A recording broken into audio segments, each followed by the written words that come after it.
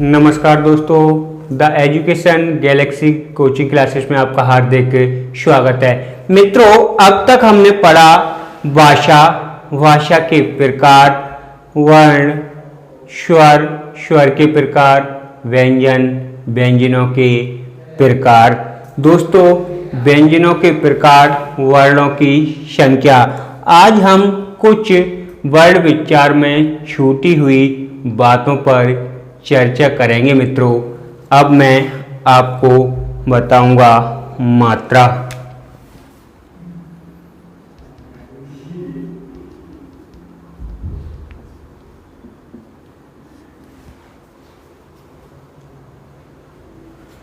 दोस्तों,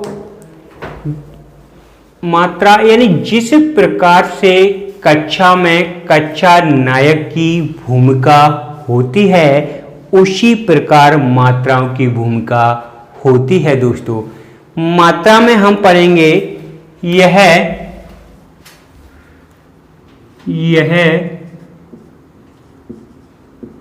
स्वर का स्वरूप है। दोस्तों, मैंने कहा यह स्वर का स्वरूप है, अर्थात जो प्रतिनिधित्व करता है, जो प्रतिनिधित्व करता है। मित्रों, अब यहां से सवाल आता है, मात्राओं की संख्या कितनी होती है? मात्राओं की संख्या दोस्तों 11 होती है। 11 होती है। दोस्तों, मात्राओं की संख्या 11 होती है, अर्थात हमारे स्वर 11 होते हैं। अगर मैं बात करूं दृश्य रूप में, तो इनकी संख्या 10 होती है। इनकी संख्या कितनी होती है मित्रों? 10 होती है। 10 होती है क्योंकि ए स्वर की संकेत मात्रा नहीं होती। मित्रों, मैंने कहा मात्राओं की संख्या 11 होती है। अगर मैं दृश्य रूप में मात्राओं की बात करूं तो इनकी संख्या 10 होती है। मित्रों, ए स्वर की मात्रा संकेत रूप में नहीं होती। अर्थात सवाल आता है क्यों? क्योंकि ए उदासीन स्वर है। ए कैसा है मित्रों? ए उदासीन स्वर है। दोस्तों, अब मैं मात्राओं के संकेत बताऊंगा। तो सबसे पहले लिखेंगे हम स्वर। दोस्तों, हमारे स्वर 11 ए, आ, लघु ई, दीर्घ ई, उ, दीर्घ उ, ऋ, ए, आई, ओ, औ। दोस्तों, इस प्रकार हमारे स्वरों की संख्या 11 होती है। अब मैं इनका संकेत रूप बनाऊं। मात्रा संकेत। दोस्तों, मात्रा संकेत में लिखूं तो ए जो कि उदासीन, जो कि कैसा है मित्रों? उदासीन। आ लघु ई, इसके बाद दीर्घ ई, ऊ, दीर्घ ऊ, रित, इसके बाद आती है दोस्तों ए, आई, ओ और औ। ए, आई, ओ और औ। दोस्तों ऋ को हम लघु कहते हैं। क्या? लघु। यह कैसी है? लघु मात्रा है दोस्तों।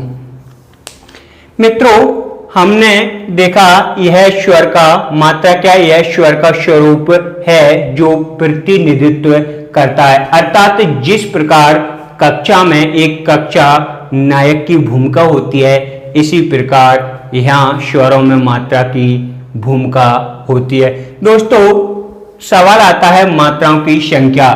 तो मात्राओं की संख्या यानी जितने हमारे स्वर होंगे उतनी ही हमारी मात्रा होंगी, अर्थात मात्राओं की संख्या कितनी हुई? 11 मित्रों।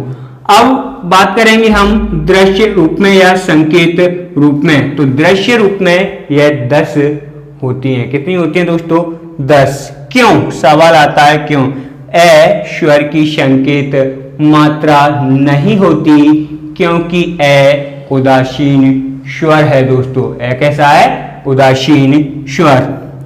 मैं लिखूं स्वर तो हमारे 11 स्वर होते हैं दोस्तों। इसी आधार पर मैं इनकी मात्रा संकेत लिखूं तो ए की कोई मात्रा संकेत नहीं होगा क्योंकि ए उदासीन स्वर है। इसके बाद आ, लघु ई, दीर्घ ई और हमारा लघु उ, दीर्घ उ, रेर, ए, आई और ओ की मात्रा मित्रों। अब आप इसका स्क्रीनशॉट ले सकते हो।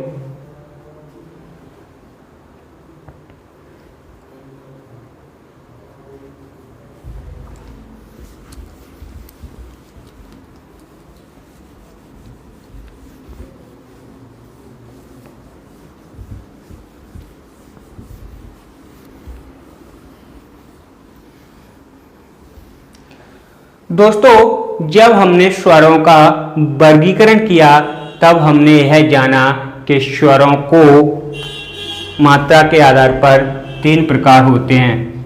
मात्रा,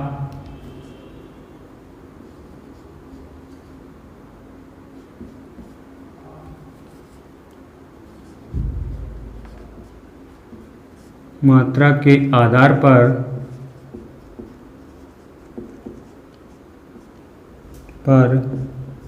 स्वरों के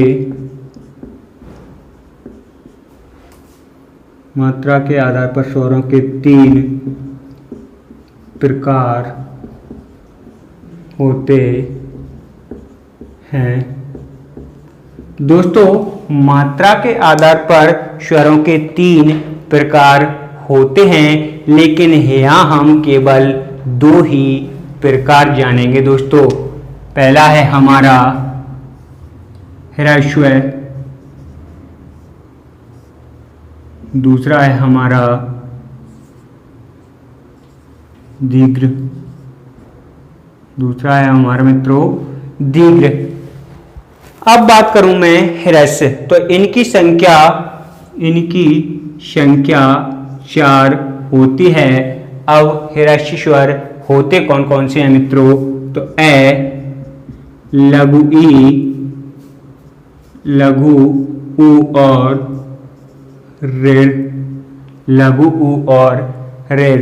दोस्तों अब मैं बात करूं दीर्घ स्वर की, तो इनकी संख्या 7 होती है। कितनी होती है दोस्तों? 7। आ,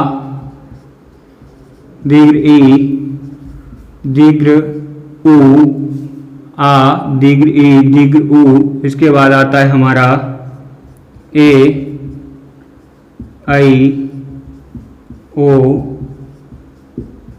औ। ए, आ, दीर्घ ई, दीर्घ उ, ए, आई, ओ, औ।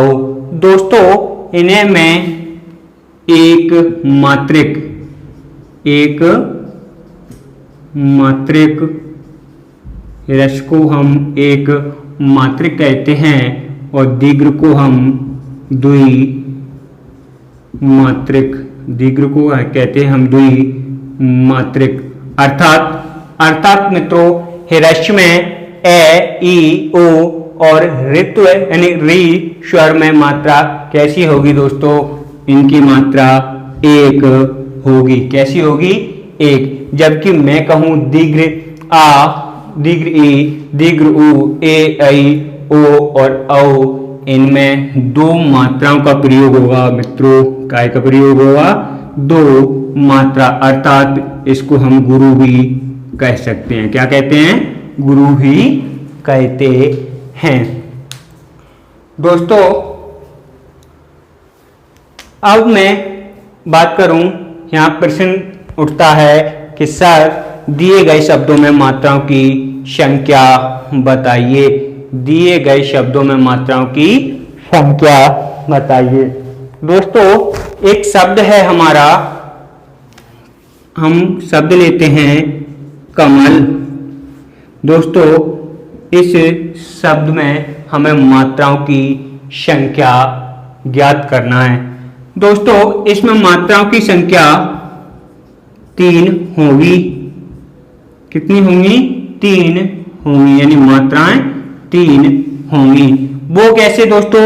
अगर मैं इस कमल का शाब्दिक विच्छेद करूं तो कै स्वर रहित योग ए, तो यहां काय की मात्रा आई ए। अर्थात ए की हमने मात्रा ह्रस्व में कितनी गिनेंगे इसको? 1। तो इस प्रकार इसकी मात्रा हुई 1, 2, 3। कमल की कितनी मात्रा हुई मित्रों? 3 मात्रा होती हैं। अगर मैं लिखूं अगला कोमल,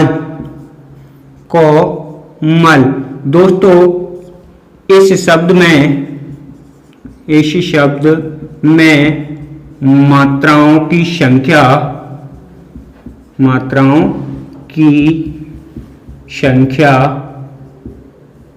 4 होती है। कितनी होती है मित्रों? 4 होती है। दोस्तों वो कैसे? क्योंकि इस कैवर्ड पर मात्रा है ओ की, और हमें ज्ञात है कि दीर्घ स्वर को हम गुरु यानी 2 मात्रा लिखते हैं, तो इसकी मात्रा होगी 2, 1, 1। अर्थात कोमल शब्द में मात्राओं की संख्या 4 होती है मित्रों। अब आप इसका स्क्रीनशॉट ले सकते हो।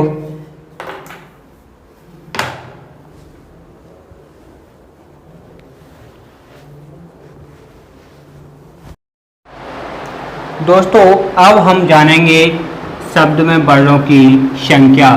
प्रश्न आता है हमारे पास, कमल शब्द में वर्णों की संख्या क्या होगी? दोस्तों जिस प्रकार हम छंदों में मात्राओं की गणना करते हैं उसी प्रकार वर्णों की यानी बार्डिक छंद में वर्णों की गणना की जाती है। दोस्तों हम एक बिंदु को दूसरे बिंदु से जोड़कर पढ़ेंगे। हम यहाँ मात्राओं को निकालना सीख चुके हैं, अब हम निकालेंगे शब्द में वर्णों की संख्या। दोस्तों शब्द दिया है हमें कमल, इसमें हमें पूछा गया शब्द में वर्णों की संख्या कितनी होगी, और हमारे पास ऑप्शन है 4, 5, 6, 3। मित्रों अब हम इस कमल का शाब्दिक विच्छेद करें। कै स्वर रहित ए योग में स्वर रहित ए योग ले स्वर रहित ए। दोस्तों इसमें हमें वर्णों की संख्या ज्ञात करना है। दोस्तों इसमें वर्णों की संख्या 5 होगी। दोस्तों भ्रमित कर देने वाला आंसर, वर्णों की संख्या कितनी होगी? 5। दोस्तों हम इसमें ए वर्ण को नहीं गिनेंगे, अर्थात वर्णों की संख्या 5 होगी। देखना मित्रों, मैं यहां नोट करके लिखना। मित्रों, यदि किसी शब्द में अंतिम स्वर ध्वनि, यदि किसी शब्द में अंतिम स्वर ध्वनि ए हो तो उसे स्वतंत्र अलग से नहीं गिनते, क्योंकि ए उदासीन स्वर है। मित्रों, ए कैसा है? उदासीन स्वर होता है। देखना मित्रों, मैंने कहा यदि किसी शब्द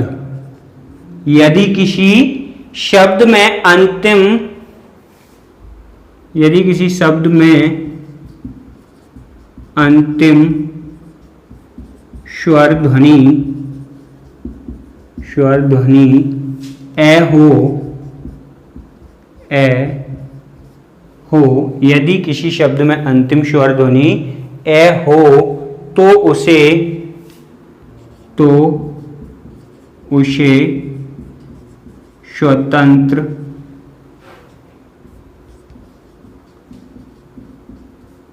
स्वतंत्र अलग से नहीं गिनते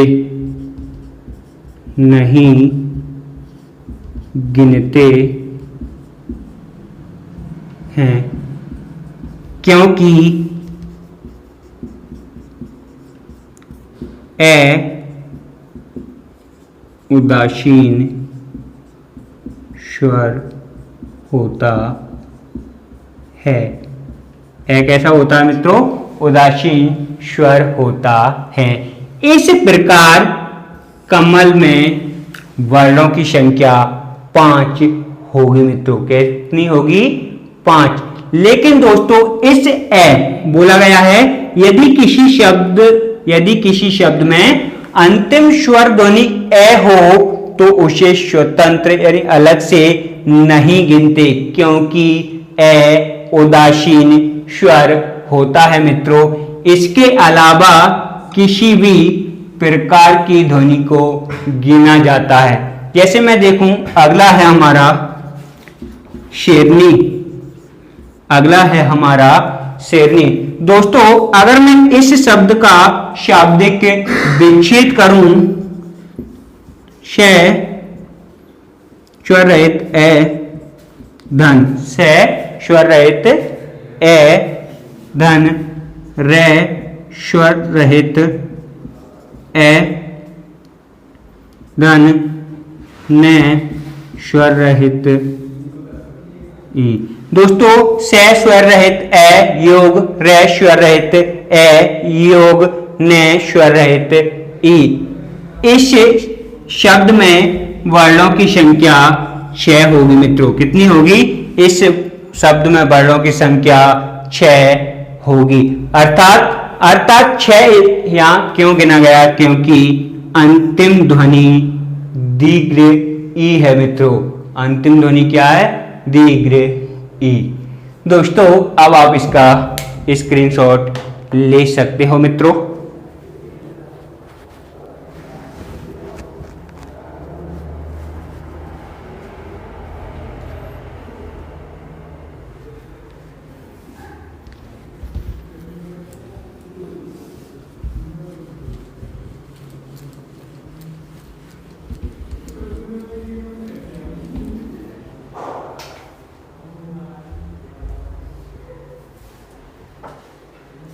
दोस्तों अब हम जानेंगे व्यंजनों को स्वर रहित करना।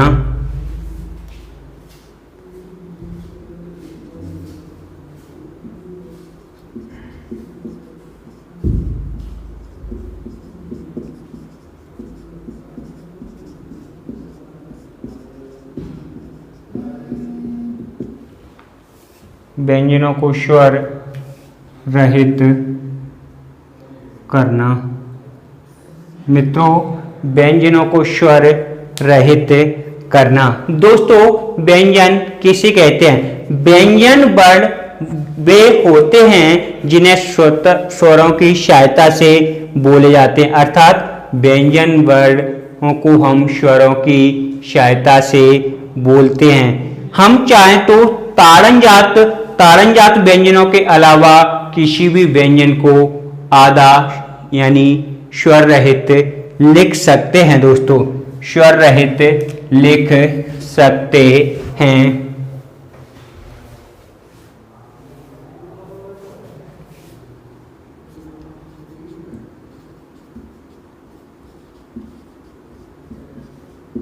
व्यंजन वर्ण वे होते हैं, व्यंजन वर्ण वे होते हैं जिन्हें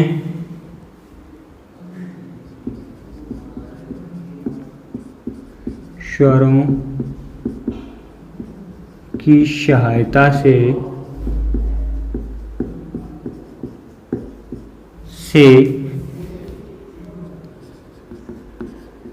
बोले जाते हैं, स्वरों की सहायता से बोले जाते हैं। हम जब चाहें तब, हम जब चाहें तब ताड़न जात के अलावा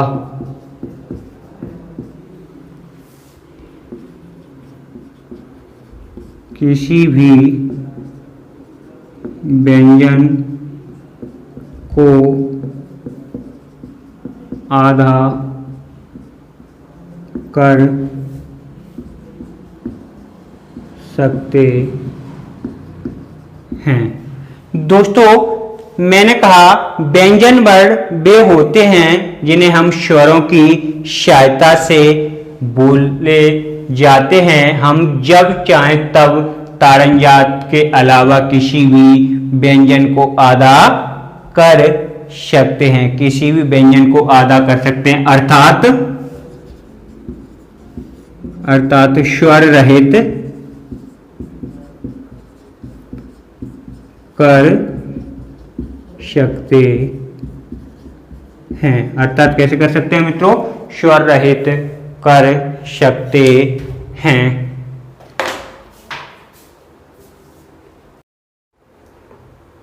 दोस्तों, अब हम इसके नियम पढ़ेंगे।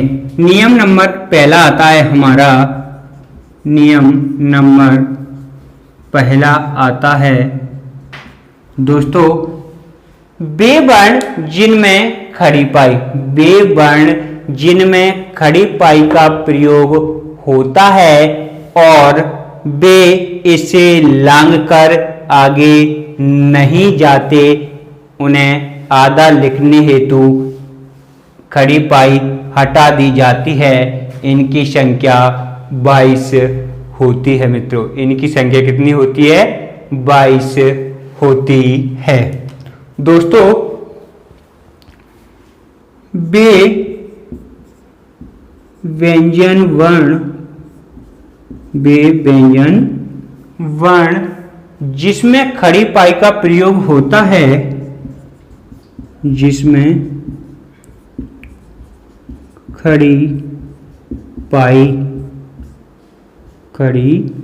पाई का प्रयोग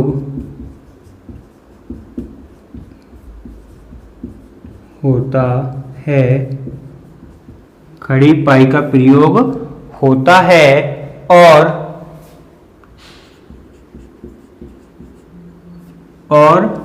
जो खड़ी पाई से पहले, जो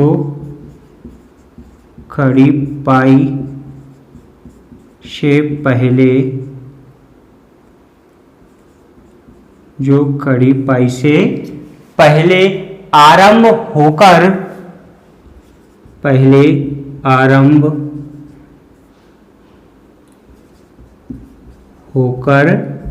पूर्ण हो जाते हैं। खड़ी पाई से पहले आरंभ होकर पहले ही पूर्ण हो जाते हैं, पूर्ण हो जाते हैं, इनकी संख्या 22 होती है।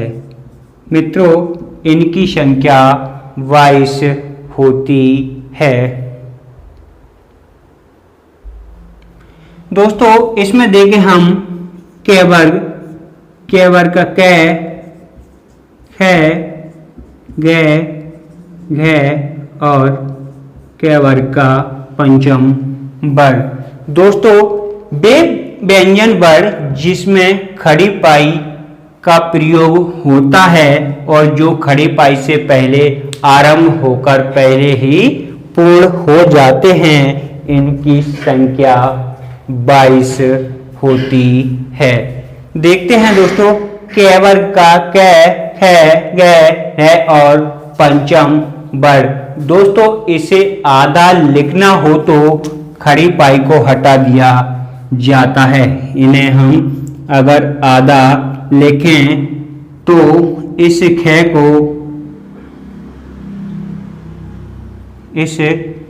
को आधा कर देते हैं। मित्रों, मैं इसका कच्चा खाका तैयार करूं। यह हमारी शिरो रेखा हमारी खड़ी पाई। दोस्तों, वे व्यंजन वर्ण जिसमें खड़ी पाई का प्रयोग होता है और जो खड़ी पाई से पहले आरंभ होकर पहले ही पूर्ण हो जाते हैं, इनकी संख्या 22 होती है। मित्रों, इनकी संख्या कितनी होती है? इनकी संख्या 22 होती है। दोस्तों, अब आप इसका स्क्रीनशॉट ले सकते हो। मित्रों,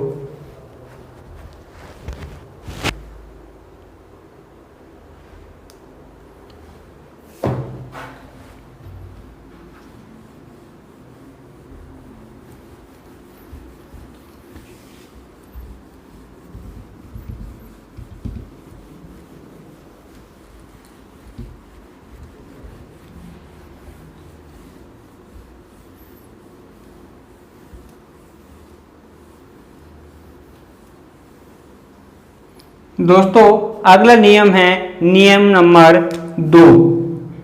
नियम नंबर आता है हमारा दूसरा। मित्रों, नियम नंबर दूसरा कहता है हमसे, वे वर्ण जिनमें खड़ी पाई का प्रयोग होता है, वे वर्ण जिनमें खड़ी पाई का प्रयोग होता है, वह इसे लांघकर आगे भी निकल जाते हैं। इनकी संख्या 2 होती है। मित्रों, इनकी संख्या कितनी होती है? 2। वे वर्ण, दोस्तों, वे वर्ण जिनमें खड़ी पाई का प्रयोग होता है और वे खड़ी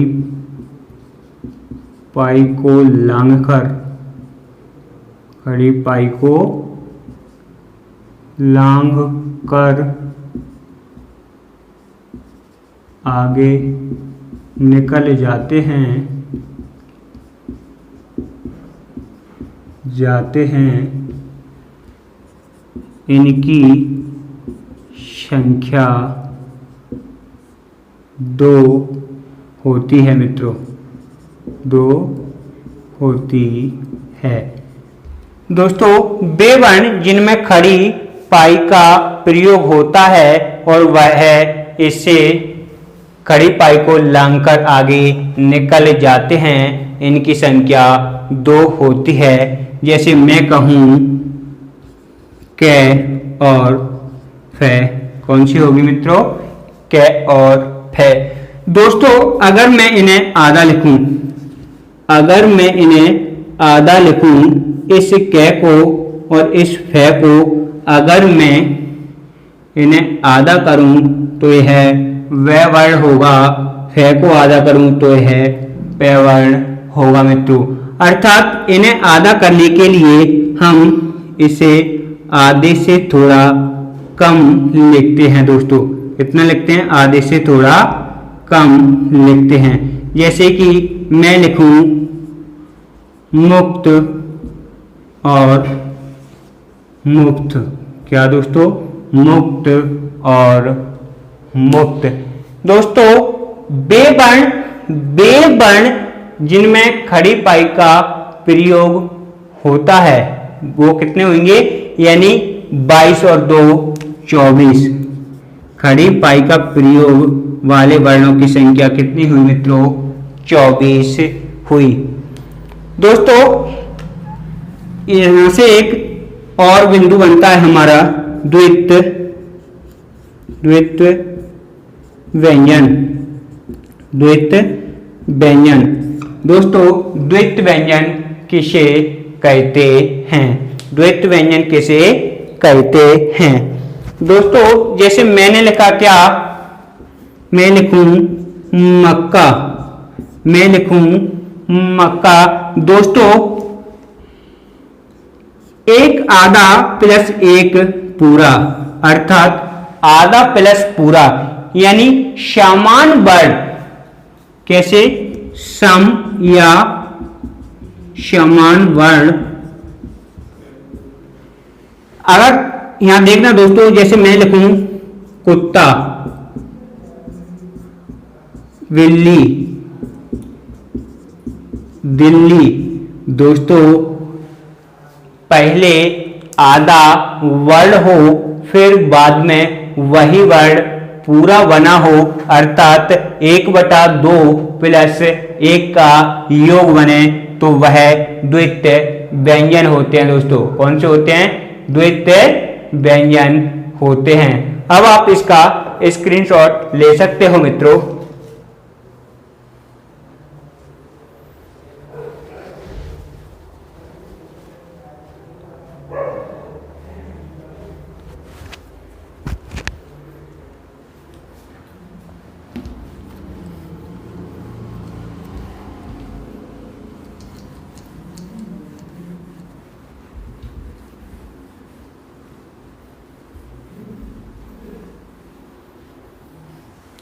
दोस्तों अगला नियम है हमारा नियम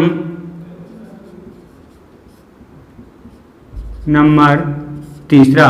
कौन सा? नियम नंबर तीसरा। दोस्तों नियम नंबर तीसरे में आगा वे वर्ण जिनमें खड़ी पाई का प्रयोग नहीं होता इनकी संख्या 9 होती है। वे वर्ण जिनमें खड़ी पाई का प्रयोग नहीं होता इनकी संख्या 9 होती है। इनकी संख्या कितनी होती है दोस्तों? इनकी संख्या 9 होती है। दोस्तों ये 9 वर्ण होते कौन कौन से हैं? कै वर्ग का पंचम, इसके बाद आता है हमारा 6, इसके बाद टे,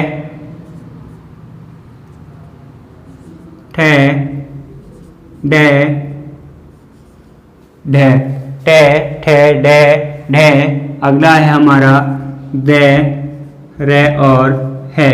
इस प्रकार वर्णों की संख्या कितनी हुई? 2, 4, 6, 8 और 1 9। वे वर्ण जिनमें खड़ी पाई का प्रयोग नहीं होता इनकी संख्या 9 होती है। इनकी संख्या कितनी होती है मित्रों? 9 होती है। दोस्तों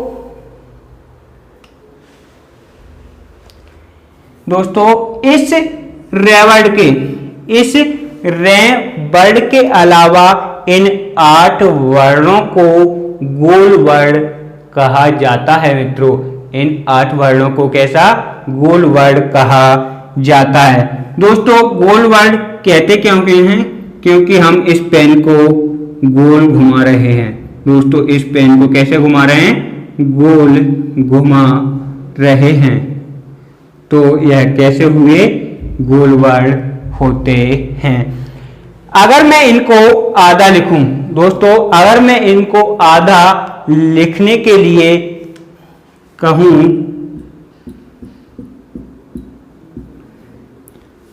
अगर मैं इनको आधा लिखूं तो हल चिन्ह का प्रयोग करेंगे। तो हल चिन्ह का प्रयोग करेंगे। दोस्तों वे वर्ण जिनमें खड़ी पाई का प्रयोग नहीं होता, इनकी संख्या 9 होती है। रेप को छोड़कर हम इन 8 वर्णों को गोलाकार या कह सकते हैं गोल वर्ण कहते हैं। अगर इन्हें मैं स्वर रहित करूं तो इनमें क्या? स्वर रहित करने पर मैं हल चिन्ह का प्रयोग करूंगा। दोस्तों अब मैं बात करूंगा रे वर्ड के रूप की। रे वर्ड के रूप की दोस्तों इसके 4 रूप होते हैं। कितने रूप होते हैं? 4 रूप होते हैं। दोस्तों इसके कितने रूप होते हैं? 4 प्रकार या 4 रूप होते हैं। दोस्तों इस रे को हम रेफ वर्ड, प्रकंपित तथा लुंठित के नाम से भी जानते हैं। दोस्तों अब आप इसका स्क्रीनशॉट ले सकते हो मित्रों।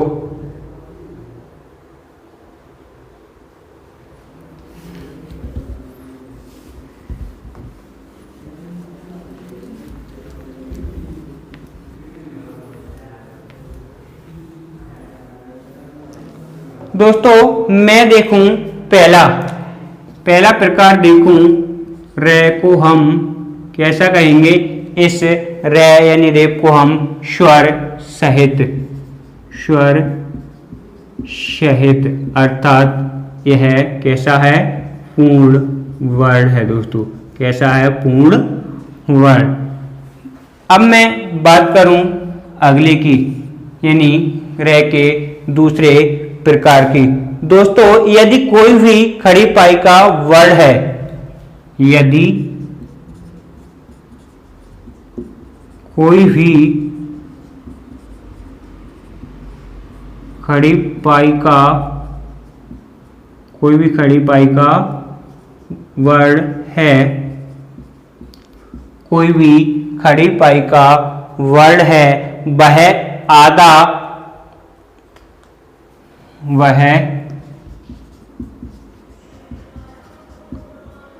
आधा है, उसके साथ मैं अगर रे को लिखूं तो इसे इस प्रकार से लिखा जाता है। लिखते हैं जैसे मैं बात करूं प्रकाश,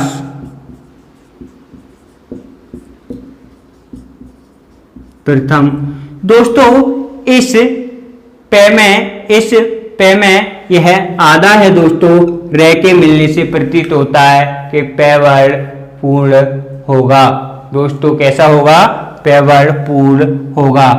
अगले प्रकार की अगर हम बात करें, दोस्तों अगले प्रकार की अगर हम बात करें, मान लो आपके सामने कोई गोल वर्ण है, कोई गोल वर्ण है और उसे आधा करना है, और उसे आधा अर्थात स्वर रहित करना है, और उसे आधा करना है, तो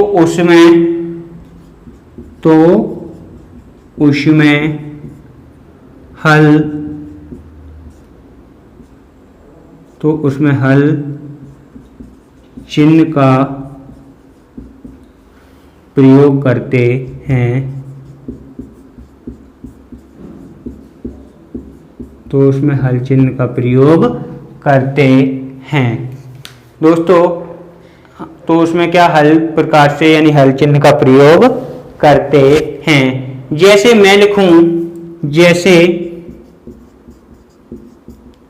मैं लिखूं दोस्तों ट्रक,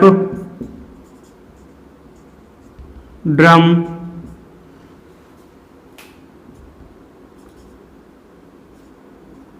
ह्रस्व। दोस्तों मान लो आपके सामने कोई गोल वर्ण है और उसे आधा करना है, तो उसमें हल चिन्ह का प्रयोग करते हैं दोस्तों। अब आप इसका स्क्रीनशॉट ले सकते हो मित्रों।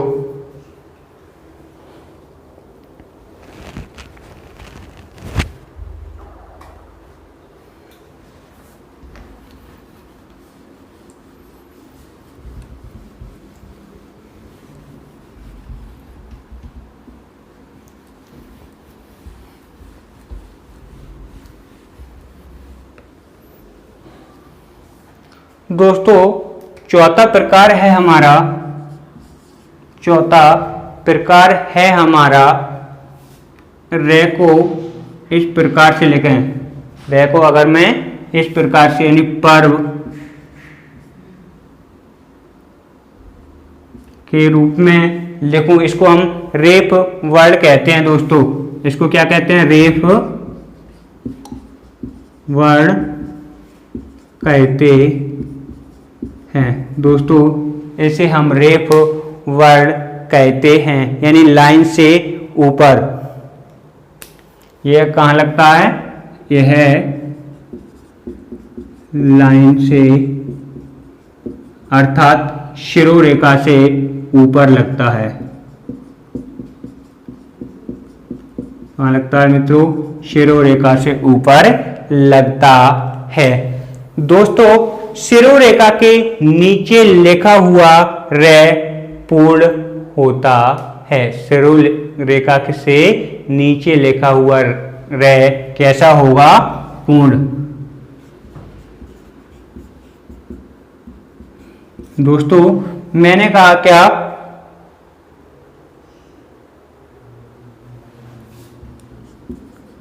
शिरोरेखा से नीचे लिखा रे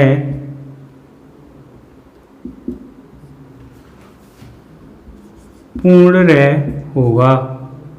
पूर्ण रे होगा। कैसा होगा मित्रों?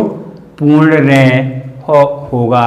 और जो शिरोरेखा के ऊपर लिखा होता है उसको हम आधा रे या स्वर रहित रे बोलते हैं।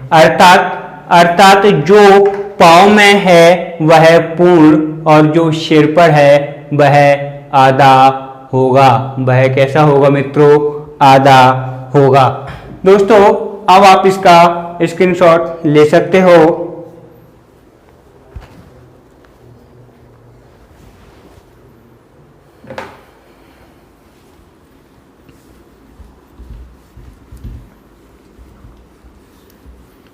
दोस्तों अब हमारा अगला बिंदु है शब्दकोश व साहित्यकोश के उपयोग व पद्धति।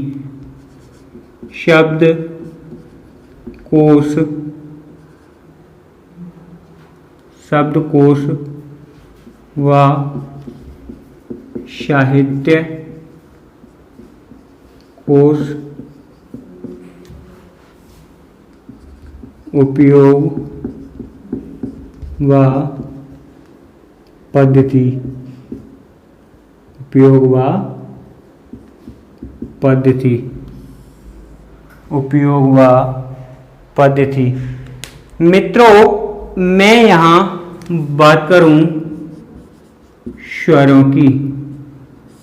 दोस्तों, जिस प्रकार हम अंग्रेजी शब्दकोश में अल्फ़ाबेट क्रम में किसी अगर मैं मोबाइल की सूची के या अपने मित्रों के नामों को लिखूं अल्फ़ाबेट क्रम में, तो सबसे पहले अंग्रेजी वर्णमाला में ए से स्टार्ट हुए नाम आएंगे, इसके बाद आएंगे हमारे वी, वाई, जेड। दोस्तों, इसी प्रकार अगर हमें हिंदी शब्दकोश के अनुसार अगर वर्णों के आधार पर एक सूची तैयार करना हो तो सबसे पहले किसका नाम आएगा मित्रों? सबसे पहले किसका नाम आएगा? दोस्तों, हम देखते हैं यहाँ स्वर। सबसे पहले कौन सा आएगा? इसके बाद है दोस्तों हमारा अनुनासिक, इसके बाद आएगा हमारा विसर्ग। कौन सा आएगा मित्रों? विसर्ग। इसके बाद ए, आ,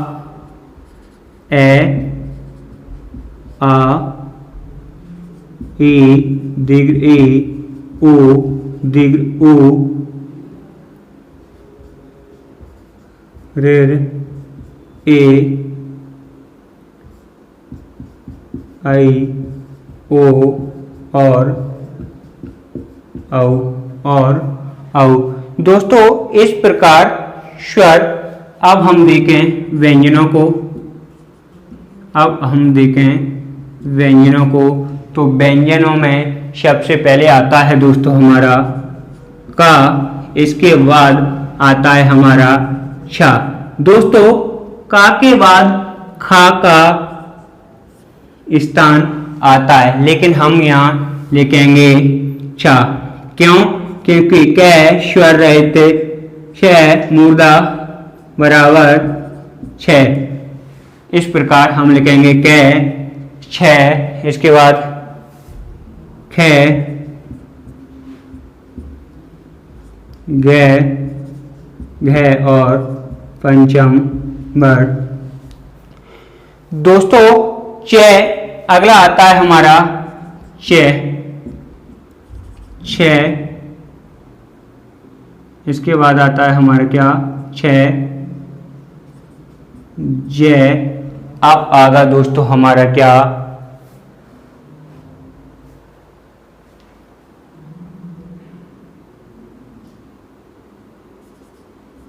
यह, इसके बाद आता है ज और अब आएगा हमारा यह।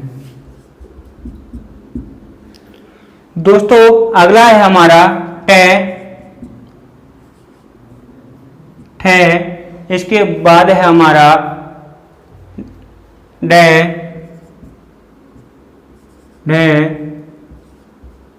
यहाँ। दोस्तों, अगला वर्ग है हमारा त्र, इसके बाद आएगा हमारा त्र,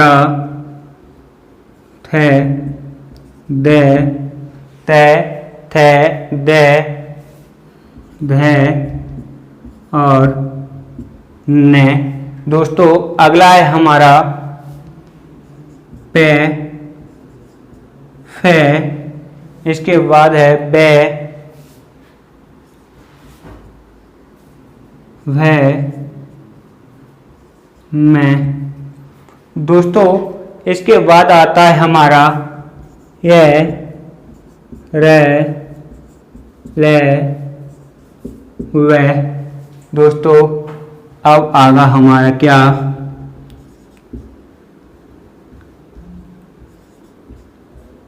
तालव्य श, इसके बाद आता है हमारा श्रेय, मूर्धा श और अब आगा हमारा श और है। मित्रों, इस प्रकार इन चार वर्णों को है, य, त्र और श्रेय, इन चार वर्णों को हमने देखा। सबसे पहले जो हमारा शब्द कोश के अनुसार प्रारंभ होता है तो वो इन 3 वर्णों के द्वारा। उसके बाद हमारे आते हैं स्वर में ए, आ, ई, उ, बड़ा ऊ। इसके बाद है ऋ, ए, ऐ, ओ और औ। दोस्तों अब यहाँ से प्रश्न बढ़ता है, हिंदी शब्द कोश में क के बाद कौन सा वर्ण आता है? तो दोस्तों क के बाद कौन सा वर्ण आएगा? छ वर्ण आता है। कौन सा आता है?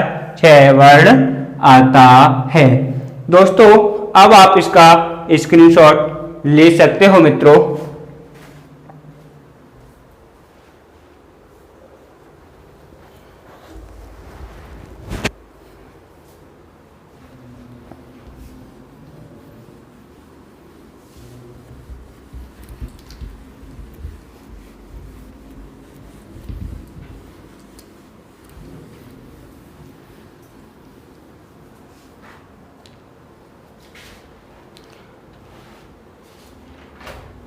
दोस्तों अब हमें शब्द मिलते हैं। दोस्तों अब हमें कुछ शब्द मिलते हैं, जैसे मैं लिखूं छई। क्या लिखूं? छई। छ। इसके बाद लिखूं क्षत्रिय। इसके बाद क्या लिखूं दोस्तों? क्षत्रिय। इसके बाद लिखूं मैं क्रम। इसके बाद कर्म। इसके बाद अगर वो देता है हमें कम और क्या। दोस्तों वो हमें इन दिए हुए शब्दों में से पूछता है सबसे पहला नंबर किसका होगा? सबसे पहला नंबर किसका होगा? दोस्तों अब हम इन शब्दों का शाब्दिक विच्छेद करें तो इन्हें छई का अगर मैं दोस्तों शाब्दिक विच्छेद करूं तो क स्वर रहित छ, स्वर रहित ए। इसके बाद दोस्तों आता है हमारा ए, स्वर रहित ई। दोस्तों इसके बाद है छ का अगर मैं शाब्दिक विच्छेद करूं क स्वर रहित मूर्धा श, स्वर रहित ए और योग ए, स्वर रहित अ। अगला है दोस्तों हमारा क्षत्रिय। अगला है दोस्तों क्षत्रिय। क्षत्रिय को अगर मैं स्वर रहित करूं दोस्तों तो कै से स्वर रहित है हमारा ए, स्वर रहित रे। दोस्तों क्षत्रिय ई ए, स्वर रहित ए। दोस्तों अगला है हमारा क्रम। क्रम का शाब्दिक विच्छेद होगा क स्वर रहित रे योग ए, मैं स्वर रहित ए, मैं स्वर रहित ए। इसके बाद है दोस्तों हमारा कर्म। क्या है दोस्तों? कर्म को अगर मैं शाब्दिक विच्छेद करूं तो कै स्वर रहित ए, हन रे, स्वर रहित मैं और ए। दोस्तों अगला है हमारा कम। कै स्वर रहित ए, योग में स्वर रहित ए। दोस्तों अगला है हमारा क्या। अगला है हमारा क्या। इसका मैं अगर क्या का शाब्दिक विच्छेद करूं तो कै स्वर रहित ए, योग आ। दोस्तों अब हम देखें इन शब्दों में सबसे पहला क्रम किसका आता है। तो दोस्तों हम इनमें कॉमन वर्ड को देखते हैं। कॉमन वर्ड को देखने के बाद दूसरे अगर वर्ड की मैं बात करूं तो से, इसके अलावा ए, रे और ये मिलता है दोस्तों। क्या मिलता है? रे और ये मिलता है दोस्तों। अब मैं देखूं इनमें हमारे हिंदी शब्दकोश में सबसे पहले किसका का नंबर आता है, तो इनमें सबसे पहले नंबर आता है दोस्तों ए। किसका आता है दोस्तों? ए। तो मैं लिखूंगा पहले नंबर पर आता है हमारा कम। पहले नंबर पर आता है हमारा कम दोस्तों। इसी क्रम में मैं दूसरा नंबर दूंगा किसे? मैं दूसरा नंबर दूंगा दोस्तों कर्म। किसे दूंगा दोस्तों? कर्म।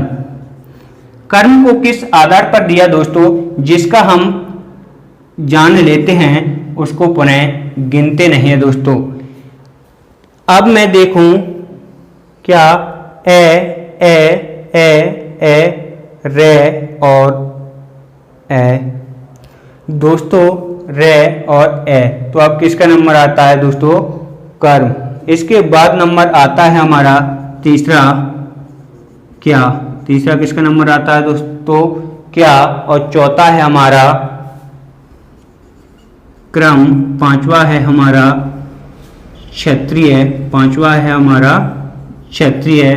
छठवा है हमारा दोस्तों क्षय।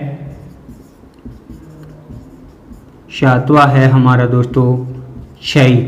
अर्थात किस प्रकार ज्ञात करें? यानी इनमें सबसे पहले हम कॉमन वर्डों की संख्या देखते हैं, इसके बाद उस वर्ड को देखते हैं जो हमारे हिंदी शब्दकोश में सबसे पहले आता है। जिस शब्द को हम नंबर या प्रथम, द्वितीय, तृतीय इस प्रकार स्थान देते हैं, उस शब्द को छोड़ते जाते हैं मित्रों। इस प्रकार हम करेंगे शाब्दिक विच्छेद या कह सकते हैं शब्दकोश व साहित्य कोश के उपयोग व पद्धति मित्रों। दोस्तों कल का हमारा बिंदु रहेगा संधि। दोस्तों हिंदी विषय में सबसे महत्वपूर्ण कहा जाने वाला संधि विच्छेद, कल जानेंगे हम संधि के बारे में। दोस्तों कल जानेंगे हम संधि के बारे में। जब तक के लिए आपको दोस्तों नमस्कार।